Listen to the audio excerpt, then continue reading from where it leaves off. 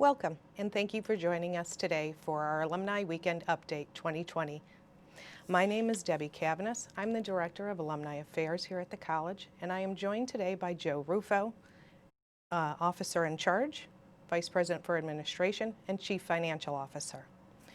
While this year homecoming may not look the same, we are still trying to connect you back to the college.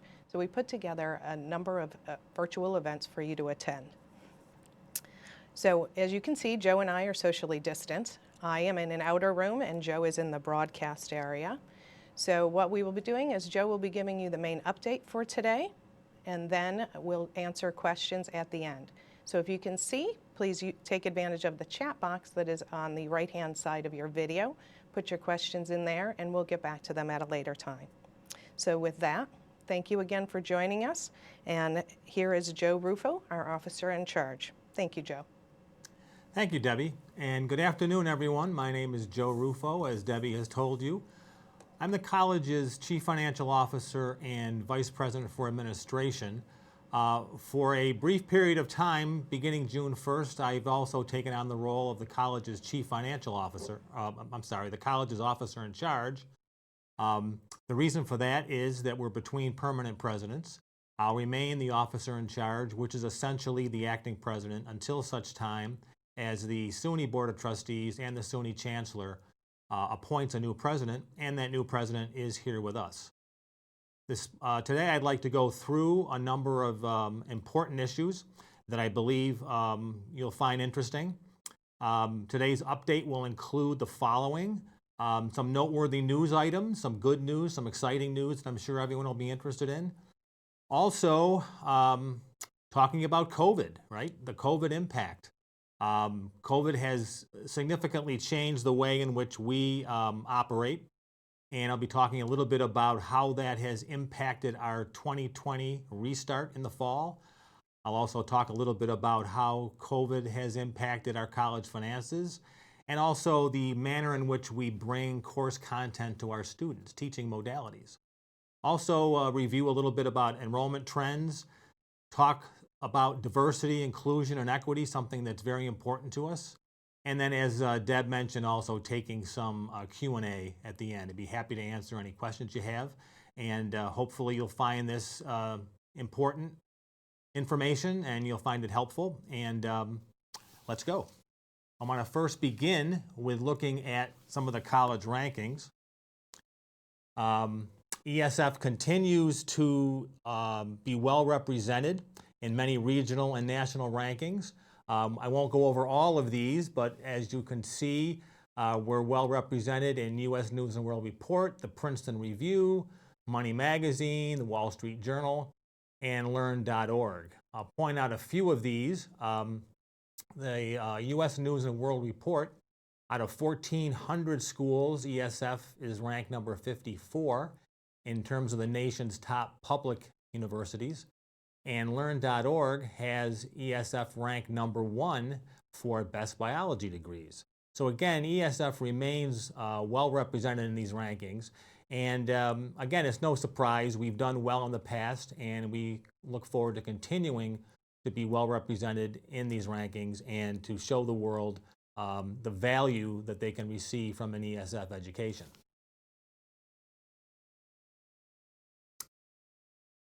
As far as noteworthy news, Marshall Hall, our second oldest building on campus, dedicated in 1933. The governor of New York was on hand then to lay the cornerstone. It's undergoing a major renovation, and this is exciting in as much as not a lot had changed in Marshall Hall over the years. The footprint remained the same, the basic layout inside remained the same. And we've been working for a number of years now to be able to get to this point. And we've begun about a $30 million plus renovation to Marshall Hall, which will bring it up to a number of modern specs. Interesting to note that it was constructed in 1933 for about $500,000, so there's a bit of inflation between now and then. But as you'll see, there's a number of exciting things that are going to be happening within Marshall Hall as a result of this renovation. We're going to have an entirely new landscape architecture studio space. a number of flexible classrooms that can be easily adjusted to meet a number of different teaching modalities, multiple meeting rooms. The signature room in the building, the auditorium, would be transformed into a hybrid classroom.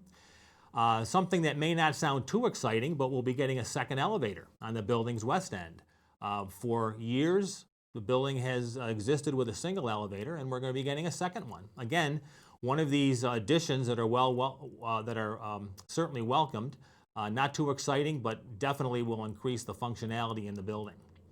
And also, there will be a bridge that will be connecting the second floor of the building to the Bray Hall Hill. On the west side of Bray Hall, there's a hill, and this bridge will connect from the second floor of Marshall Hall to that hill, which will greatly improve accessibility to the building. As far as some new members of our team, we're delighted to welcome two new members of our ESF family. The first being Kitty McCarthy. She's our new Associate Provost for Enrollment Management. Kitty's will be leading a number of initiatives around enrollment growth, looking to expand our geographic, cultural, and economic diversity, and also, of course, keeping an eye on retention, retaining the students we do have, ensuring that they have what they need to continue on with their education. She'll be leading the college's admissions and financial aid teams in order to continue to keep ESF as one of the premier environmental schools in the nation, if not the world. Our second exciting strategic hire is Dr. Tandalia George. She's our new director of the Open Academy. The ESF Open Academy is responsible for preparing faculty with a number of online resources. They'll be facilitating our summer sessions, in addition to our continuing education programs, as well as our K-12 outreach. The Open Academy also hosts a number of professional conferences, not the least of which is the New York State Green Building Conference, which is the premier green building conference in the Northeast.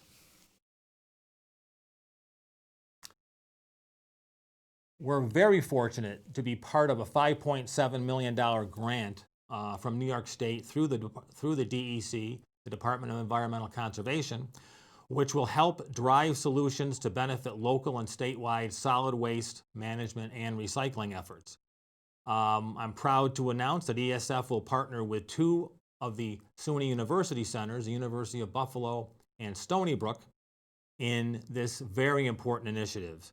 It'll be focused on innovative strategies to improve solid waste recycling, and in addition to other efforts to strengthen New York's economy, and also, of course, to protect the environment.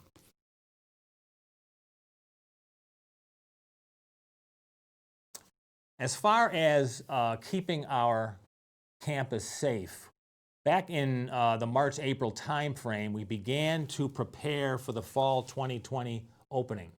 And of course, this gets to all of our efforts in order, which are aimed at keeping the campus safe for our students, faculty, and staff.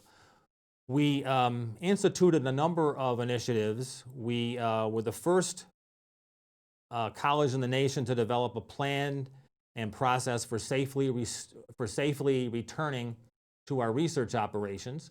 We've been requiring daily health screening for all of our on-campus employees. We've significantly de-densified the campus. If you walk through our campus, there's fewer students, faculty, and staff than we typically have. We've increased in a significant way our disinfecting and cleaning programs. We've improved airflow and air filtration in our buildings. We also have put together a number of signs. You'll see on the slide the health-related signage.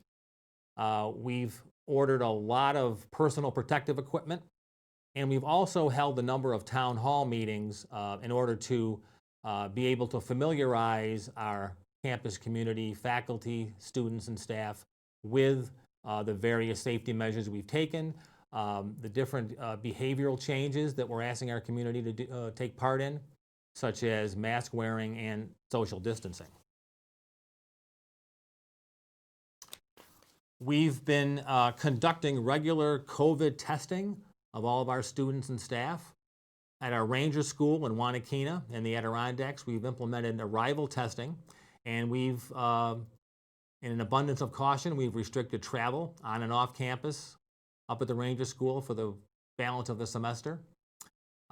We also have on our website a COVID dashboard that provides updated public information on the status of COVID-19 on our campus. And as you'll see, some good news here, we've administered over 2,500 tests as of the 29th of September. We have 0 active cases, 0 individuals in quarantine, and we have 1 recovered case. So unlike some of the other campuses that you may have read about who are really struggling, we've been fortunate. And the credit goes to our campus community. The fact that they've followed the various safety protocols, again, mask wearing, social distancing, avoiding large gatherings, and this has brought us to a place as of the 29th of September, and in fact as of today, where we have 0 active cases on our campus. We're keeping our fingers crossed and hoping that we can maintain that. But we are doing regular testing of our students, and we'll be doing it of our employees and staff, and doing our best, again, to keep the campus safe, to keep our students safe, to keep our employees safe, and to be able to finish out the semester in a way that provides the best possible experience for all. As far as our college finances are concerned, you may have been reading in the papers the fact that because of COVID, because of the shutdown of the economy, the New York State tax revenue levels have been severely impacted. As a result, the amount of state aid that we expect to receive from the state looking forward is a bit uncertain. There's many unknowns right now, and the chief among them, as I said, is the future level of our state support, which we depend so much on. As a result of this cash crunch situation statewide, SUNY colleges are currently operating under a number of spending constraint rules that have been established by the New York State Department of Budget. And what this basically says is that we're restricted in terms of spending money. We're restricted to 3 primary categories, one of which, of course, is essential operations, which I like to call keeping the lights on. We've got to operate. We've got to pay our utility bills. We've got to do routine maintenance. Also, health and safety. We're able to provide spending related to the COVID health and safety related expenditures. This includes the money that we were spending on PPE, personal protective equipment. It also includes the cost of testing. It includes a number of things that we're doing like that are aimed at keeping our campus safe. And the third category has to do with spending that would work to preserve revenue or enhance revenue. We certainly don't want to be foolish here and not spend money when, in fact, the result of not spending money would impact our revenue. So where there are opportunities to maintain revenue, so for example, paying visiting faculty to teach courses, we want to make sure we get our courses taught. We want to make sure we maintain enrollment. And so spending money on visiting faculty is one example of a revenue preservation effort. So this is a real challenge, and we're working with SUNY, we're working with the State of New York Department of Budget, and all the SUNY institutions around the state are in the same need to do, again, to maintain a level of quality relative to our provision of course content for our students, and of course keeping people safe. And the final point here I'd like to make is in regards to Centennial Hall. Many of you know that Centennial Hall is our single residence hall on campus. It typically houses about 550 students at about a 97% occupancy rate. This fall, given the fact that not all students are here taking courses, present on campus, many are taking all their courses online. Our first-year students who occupy Centennial Hall were given the option to work from home, and as a result, occupancy is down to about 78%. So that's another one of the financial impacts that we're feeling as a result of the COVID pandemic. So how do we teach in this era of COVID? We've established 5 primary teaching modalities for this fall semester. This very well may carry over into the spring. There's old-fashioned face-to-face. Some of our courses are still taught face-to-face with, of course, appropriate social distancing. And then we have 2 online models, 2 fully online models. One is synchronous, one is asynchronous. That simply means that with respect to synchronous, all the students gather together virtually at once for their course sessions. Asynchronous means that the course is recorded. There's content that the students can then access at a time more convenient to them. And then, of course, we have a couple of blended models where there's both an online and a face-to-face component. In some of those courses, the face-to-face is required, and others, the face-to-face is optional. So as you can see, we're doing a number of things to accommodate our students the best we can, and again, to continue to deliver quality course content to our students. And finally, I'll say, if you're wondering how many students are taking all of their courses exclusively online, it's roughly about 13%, or 285 of our undergraduate students are taking all of their courses online. Relative to enrollment, a couple things I'd like to point out here. A number of SUNY schools have experienced significant declines in enrollment in the fall of 2020, of course, due to COVID, due to students deciding not to come back, maybe taking a gap year. But what you'll see from these numbers, if you look at the total for our undergraduate fall headcount, both the New York State and out-of-state U.S. residents, if you look at the total for 2020, you'll notice to the right-hand side of the screen, the total is 1,742.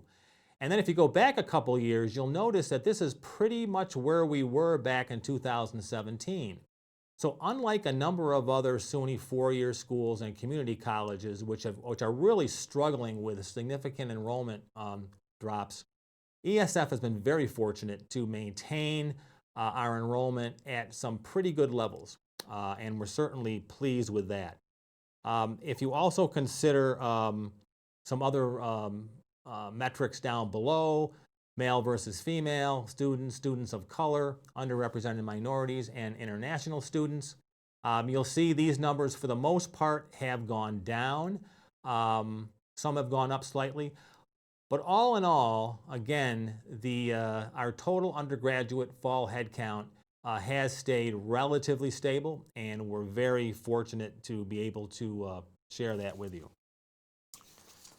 As far as the graduate enrollment, we're seeing some of the same results. In this case, if you look at the total domestic and international graduate fall headcount, in this case is down by about 10%. We're not particularly happy about that, but again, it's a reduction in enrollment that, while somewhat significant, provides us with a good baseline from which to work. Again, it's something that we're seeing that is not as big of a drop as many of the other schools. We of course expect that this will come back after the COVID pandemic has passed.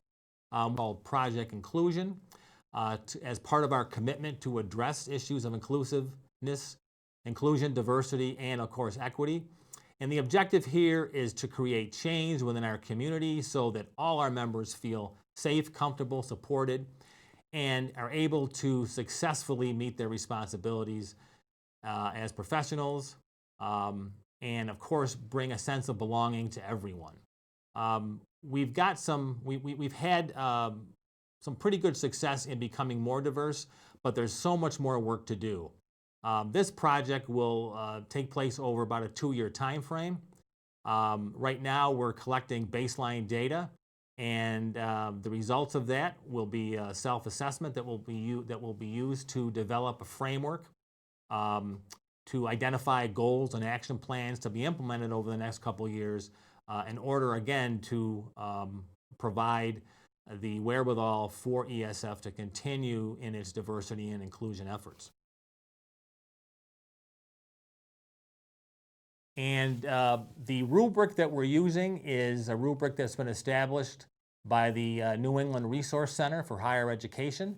It's the rubric that all of our campus community members are using. It's designed to assist members in the higher education community engaging the progress they're making in respect to diversity and inclusion efforts around campus. There are 6 major components to this, and we are well into this. I've taken the assessment surveys myself already, and essentially what this will do is it'll get a sense from our campus community, our faculty, staff, and administration. We'll get a sense for where we are relative to progress that we've made to date. And then that'll help us understand what we need to do going forward. Again, what the programs we need to implement, objectives and goals we need to implement in order to assure that we're doing all we can to establish a diverse and inclusive campus community.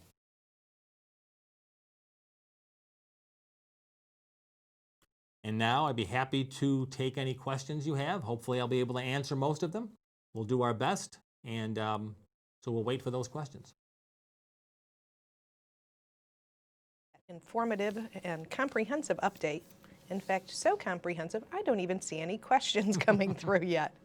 So we'll give them another few seconds or so to see if they would like to put any questions in the chat for you to answer. In the meantime, I would like to be able to thank everybody for attending today and realize that we have a lot more programming scheduled for you.